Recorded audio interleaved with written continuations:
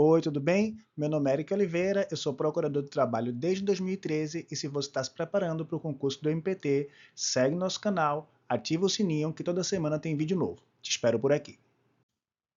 Olá de novo, essa é a nossa aula 3 do nosso curso da CONAP. A gente vai falar sobre trabalho do preso. O trabalho do preso é um tema que chama a atenção da CONAP já faz tempo, a gente tem vários estudos sobre isso e é sobre isso que vamos falar na aula de hoje.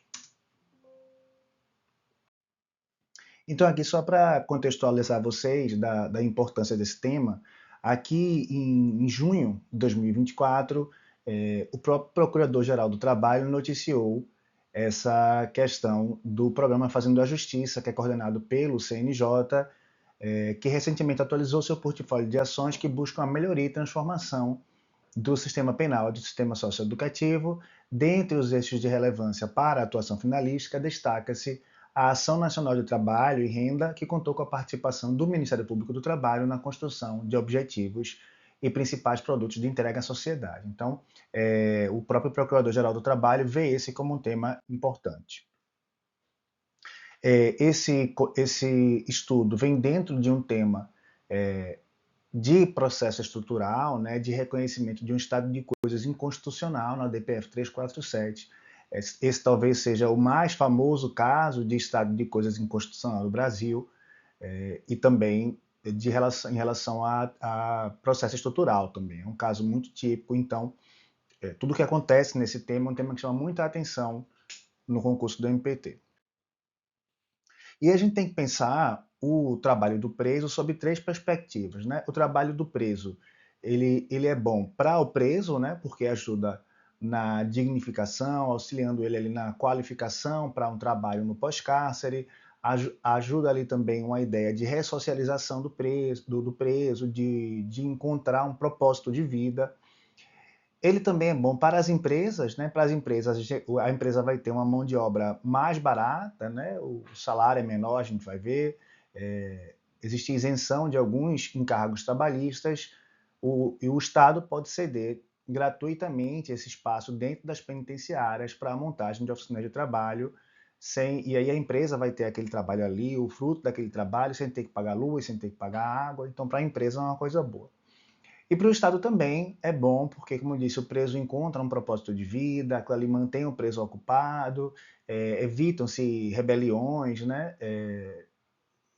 Auxilia no cuidado com a própria unidade prisional, auxilia na remissão da pena, né? Então a gente vai ter presídios menos superlotados. Em relação às vantagens para o Estado, é importante a gente comentar que o preso ele pode trabalhar tanto para o próprio Estado, né, ali na conservação da unidade prisional, ou pode trabalhar em oficinas de trabalho criadas ali dentro para produzir coisas para fora, né, através dessas parcerias que podem ser firmadas com o Estado. No caso das colônias agrícolas, a gente também pode ter parcerias com o governo federal, por exemplo, através do Ministério da Justiça e do Desenvolvimento Agrário. Em relação à aplicabilidade da CLT ao trabalho do preso, a gente tem forte corrente dentro do Ministério Público defendendo a aplicabilidade da CLT às relações desse trabalhador preso, porque se existe um tomador do trabalhador preso, do trabalho, né, do trabalhador preso, que se beneficia, e se esse trabalho integra a estrutura produtiva do tomador, ou seja, a pessoa que toma aquele trabalho recebe, o trabalho do preso faz parte da estrutura produtiva, né? Faz parte da linha produtiva daquela empresa, e não da administração penitenciária. Então, a gente não vai aplicar o artigo 28, parágrafo 2º da Lei da Execução Fiscal, já que esse trabalho é efetivamente previsto nos termos do artigo 2º e 3º. Então, você tem uma empresa de joias, né? E aí a parte da lapidação de joias ocorre dentro de um presídio. Então, nesse caso, a gente vai ter esse trabalhador introduzido na dinâmica produtiva dessa empresa. Perdão. É essa posição, por exemplo, da Aldacir Rachid Coutinho, que defende que a parte da lei de execução penal que trata sobre o trabalhador preso, essa parte não foi recepcionada pela Constituição Federal de 88, já que a Constituição prevê ali que não pode existir discriminação entre os tipos de trabalhadores, o que leva essa autora a defender outras formas de trabalho do preso, além daquela prevista no artigo 28 da lei penal, mas também defender um vínculo empregatício, né? A gente vai ter ali uma espécie de terceirização, como eu falei, em que a empresa faz uma terceirização externa para essas pessoas que estão trabalhando dentro da prisão, né? Então, mais uma vez, o caso da empresa de joias, que tem ali dentro um pedaço do seu processo produtivo é realizado dentro dos presídios, o que reforça essa tese da aplicação da CLT. Para esclarecer a importância desse tema, agora em outubro de 2025, a gente teve o lançamento pelo ministro Fachin, lá na Paraíba, desse projeto, o Emprega Lab, né? O ministro lembrou ali que 7 entre cada 10 presos não trabalham, né? Só 3 trabalham, metade desses, inclusive, não recebem nenhuma retribuição. O ministro Fachin salientou que esse tipo de trabalho dentro da prisão é um dos melhores, uma das mais transformadoras formas de reintegração do preso na sociedade. Passamos então para essa parte de fundamentação normativa e doutrinária do trabalho do preso. Na parte constitucional, a gente vai ter uma questão sobre esse tema, você vai precisar mencionar, como boa parte das questões do Ministério Público, né? Você vai precisar mencionar o artigo 1º, incisos 3 e 4, que tratam sobre dignidade da pessoa humana e valor social do trabalho, o artigo 3º, incisos 1 e 3, que tratam sobre a construção de uma sociedade mais livre, justa e solidária, o artigo 5º, o artigo 7º, né, que trata do direito dos trabalhadores, 170 e 193, para falar do primado do trabalho, da função social da empresa. Você também vai ter que mencionar a Lei de Execuções Penais, né, a LEP, a Lei 7.210, ali o artigo 28 seguintes, que a gente comentou, que tem algumas previsões ali, havendo gente que entenda, como a Aldacir Rachid Coutinho, pela não recepção dessa norma pela Constituição, mas as normas estão lá, não são formalmente revogadas, e vai valer também a gente mencionar o Código Penal, o artigo 34, parágrafos 1º, 2º e 3º, e 35 também, e 39, que tratam sobre execução de pena. No âmbito infralegal, a gente vai ter algumas menções ali, essas normas não são tão importantes quanto as anteriores, né? Especialmente porque é muito difícil que você decore essas normas na prova, mas é bom você saber que elas existem. Essa resolução 1494 do CNPCP, a resolução em si não é importante. O que nos interessa aqui são as regras de Mandela, né? A gente vai falar mais sobre isso, mas as regras de Mandela, sim, essas são de citação obrigatória. Essa resolução ela só adapta as regras de Mandela para o Brasil. Essa portaria interministerial, que cria o Plano Nacional de Saúde do Sistema Penitenciário, e o Decreto 94/50, dessas 3 normas aqui, talvez essa seja a mais importante, porque cria a Política Nacional de Trabalho no âmbito do sistema prisional.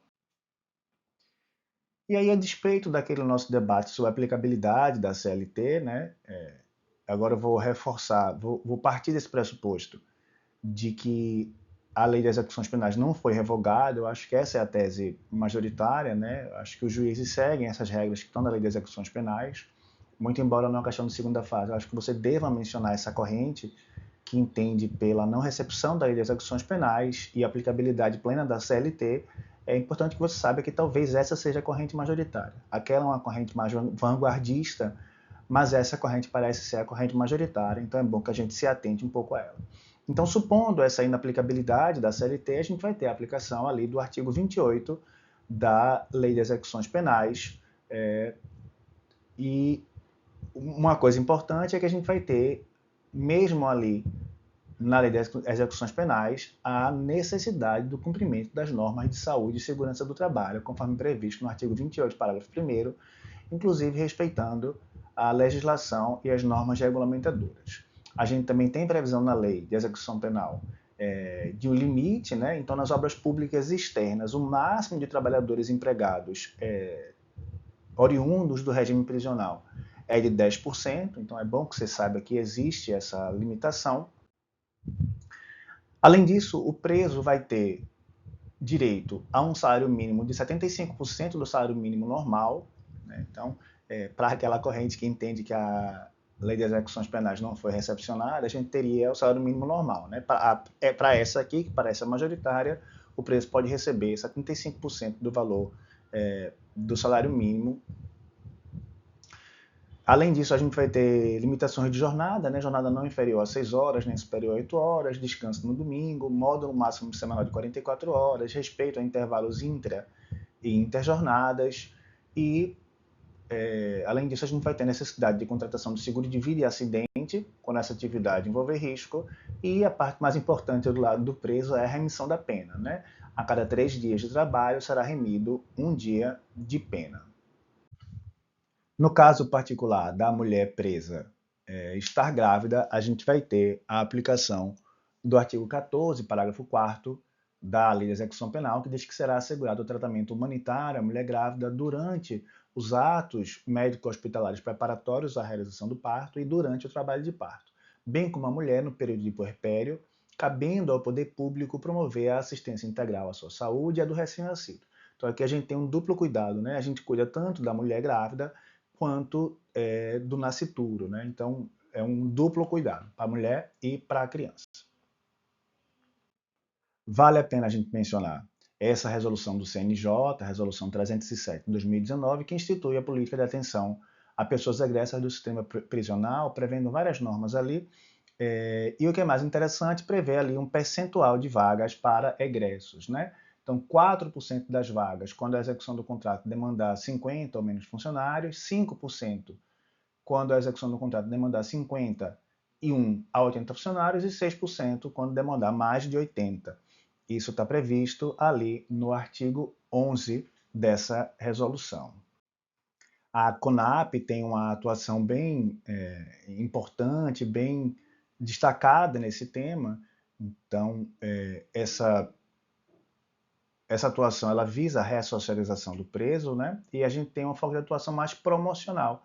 Promocional é uma das formas de atuação do Ministério Público, né? No nosso dia a dia, o que é mais comum, a gente tem os inquéritos e procedimentos preparatórios, que são investigações de irregularidades específicas, né? Então, quando alguma irregularidade trabalhista aconteceu, a gente vai investigar através de um inquérito, através de um procedimento preparatório, mas a gente também tem os PA-promos, né? Os procedimentos administrativos promocionais, em que não existe uma irregularidade específica, mas a gente vai estimular, vai promover os direitos sociais em determinado caso. Então, essa atividade promocional do MPT, ela é muito importante, como a gente falou, para a remissão da pena, né?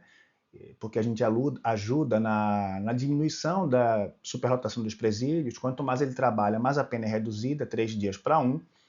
Além disso, na atividade de fomento, o MPT estimula os entes públicos a inserirem nos editais de licitação a exigência de que a empresa prestadora de serviços terceirizados contrate pessoas presas ou pessoas egressas do sistema prisional. A CONAP também estimula as empresas a instalarem estruturas industriais dentro dos estabelecimentos prisionais, né? Foi aquele caso que a gente falou, de uma empresa de joias, que coloca ali um centro de lapidação de joias ali dentro do presídio, com respeito aos direitos das pessoas, de saúde e segurança do trabalho. Tudo isso é feito, como eu disse, dentro de um procedimento promocional. Por fim, é importante a gente salientar que no entendimento do MPT, o trabalhador preso, ele é segurado obrigatório da Previdência Social, né? Se o preso trabalha e recebe remuneração, ele deve ser equiparado a qualquer outro empregado para fins previdenciários. Esse entendimento a gente traz, inclusive, da própria legislação, né, no artigo 39 do Código Penal, que fala que é garantido ao preso os benefícios da Previdência Social. Além disso, o artigo 41, inciso 3 da Lei de Execução Penal também vai nesse sentido. O decreto 7.054 de 2009, que tentou classificar o preso como segurado facultativo, ou seja, tirar ele da figura de segurado obrigatório, no entender do Ministério Público, essa é uma modificação ilegal, né? O Ministério Público entende que esse preso deve ser segurado obrigatório na condição de empregador. Voltei. Aqui no YouTube a gente posta só uma fração das nossas aulas. Se você quiser ter acesso a todas as coordenadorias de forma completa e atualizada, mais direitos humanos, mais atuação extrajudicial do MPT, clica no link que está aqui na descrição para adquirir o seu curso. Toda semana a gente tem vídeo novo aqui, espero você por aqui. Um grande abraço e bons estudos.